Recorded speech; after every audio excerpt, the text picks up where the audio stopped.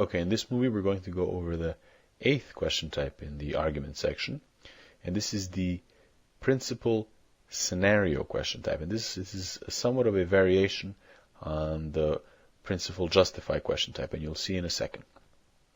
So, taking a look at the basic information for this question type, for principal scenario questions, the content isn't always an argument. So the content will sometimes be just a principle, sometimes it'll be an argument, and sometimes it'll just be a scenario.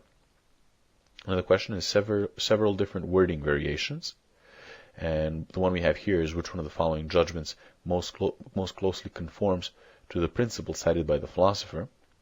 Or you could just say which one of the following most closely conforms to the principle above, or which one conforms most closely to the principle illustrated by the argument above, or which one most closely conforms to the principle that the passage illustrates. Anything along those lines. It asks for which thing conforms to a principle that's in the content.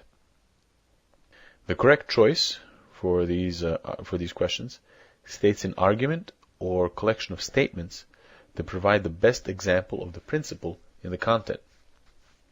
Now, these questions appear regularly in every test, and you'll generally find them more towards the middle and towards the end of the argument section.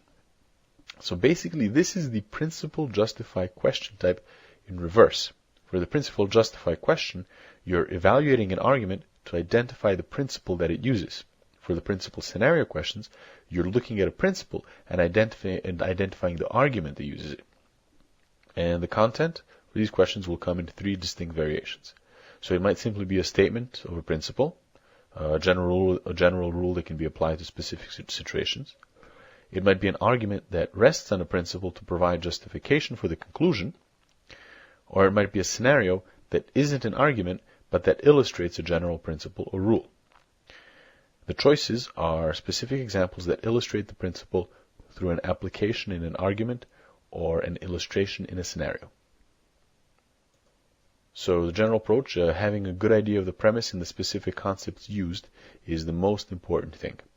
First, you need to establish a clear picture of the principle or general rule involved. So if the content is an argument, use the same procedure as in the previous section to determine the principle. Pay attention to what is needed to get from the premises to the conclusion and come up with a working conditional. If the content is not an argument, then likewise use the same procedure as in the previous section. Look for the more abstract statements and think of a good general summary that captures the information in the content. And obviously, if the content is a principle, then that part is very straightforward. Next, use the principle that you've come up with to evaluate the choices. So make sure to have the sufficient condition in the principle correspond to the premises and the necessary condition correspond to the conclusion. Likewise, pay attention to any shifts in terms and be on the lookout for contrapositives.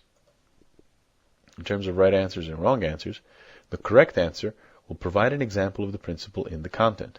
So if it's an argument, the premises will correspond to the sufficient condition in the conditional and the conclusion to the necessary condition. And keep in mind the choice might be an example of a contrapositive of the principle. If not an argument principle, the answer choice will be an example of the correct concepts discussed in the content, and there won't be any subtle shift in terms. The incorrect answer will provide an example that doesn't use the principle in the content. So as in the previous section, either the sufficient or the necessary condition might not correspond with the premises or the conclusion, or they might be reversed, or there might be a shift in terms. For the content that isn't an argument, the example in the choice won't deal with the same concepts. So the basic approach to doing these questions is to have a good grasp of the principle in the content and to pay attention to the answer choices so that you're not tricked by reversals in the conditions or shifts in meaning.